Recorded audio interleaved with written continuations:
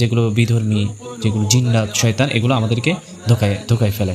এবং রাসূলুল্লাহ সাল্লাল্লাহু আলাইহি ওয়াসাল্লাম বলছেন যে মানুষের দেহের মধ্যে রক্ত যেভাবে প্রবাহিত হয় ঠিক সেইভাবে শয়তান এই মানে দুনিয়াতে এইভাবে প্রভাব বিস্তার করেছে, মানে এত বোঝাইছে। তো এই জন্য আমরা সবসময় সূরা ফালাক নাসের আমল করব। একসময় সেদিন একটা ছাত্রী দেখলাম, তো পড়াশোনা করে প্রথমে নাকি মাদ্রাসায় আসতো, এতটা আগ্রহী ছিল, হঠাৎ সে মাদ্রাসায় আসা বন্ধ করে দিচ্ছে।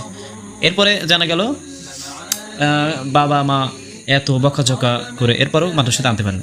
তো এরপরে কোনো এক কবিরাজের কাছে নিয়ে গেছে, যাওয়ার পরে জানতে পারলো 2 বছর আগে একটা জিন তাকে আসর করতেছে। এরপর যাই হোক ছাড়ানোর পরে আলহামদুলিল্লাহ ভালো হয়ে গেছে। তো আমাদের মাদ্রাসাতে এরকম দেখি অনেক ছাত্র যারা পড়াশোনায় অত্যন্ত মেধাবী, কিন্তু হঠাৎ পড়াশোনা করতে চায় না, মাদ্রাসা থেকে পালিয়ে যায়, মাদ্রাসা করতে ভালো লাগে না। তো এগুলো কেন? এগুলো আমরা মনে করি যে আপনার শয়তান এসে কি সরাসরি কি আমাদেরকে কানে এসে কুমন্ত্রণ দেবে, ব্যাপারটা কি এমন না।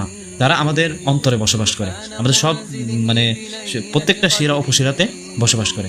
এই জন্য আমরা এই বিষয়টা খেয়াল রাখতে হবে যে ওরা আমাদের প্রকাশ্যে শত্রু, শয়তান আমাদের প্রকাশ্যে শত্রু। তো সেদিনকে দেখলাম যে একজন মাদ্রাসা তলবে আলেম, তাকে আসর করার পরে যখন হাজির করা হলো, তখন তাকে জিজ্ঞেস করা হলো কী ব্যাপার। তো সে বলতেছে ডাইরেক্ট যে আমি তাকে পড়তে দেবো না। কেন? যে সে পড়াশোনায় অনেক ভালো, সে বড় হয়ে যে আলেম হবে, মানুষকে দাওয়াত দেবে, এটা আমি কোনোভাবেই চাই না। তো যাই হোক, তাকে এই ছোড়ানোর পরে ছেলেটা তেলাওয়াত করলো, এত সুন্দর মধুর তেলাওয়াত, মানে আমি আশ্চর্য হয়ে গেছি, এত সুন্দর তেলাওয়াত। তাদের একটাই কথা, যতগুলো মাদ্রাসার স্টুডেন্ট, মাদ্রাসার ছেলেদের, তারপর মাদ্রাসার মেয়েদেরকে ধরছে, একই কথা যে তাদেরকে আমরা পড়াশোনা করতে দেবো না। তারা যে আলেম হবে সেটা আমরা কখনোই চাই না, কোনোভাবেই চাই না। তো আরেকটা প্রশ্ন থেকে যায় যে রাসূলুল্লাহ সাল্লাল্লাহু আলাইহি সাল্লাম একজন নবী, তো একজন নবীকে কিভাবে জাদুতে আসর করে, জাদুগ্রস্ত হয়, এরপরে অনেক কিছু তো ভুলে যায়। হ্যাঁ, তো সেই ক্ষেত্রে আমরা তার থেকে কোরআন গ্রহণ করবো কেন?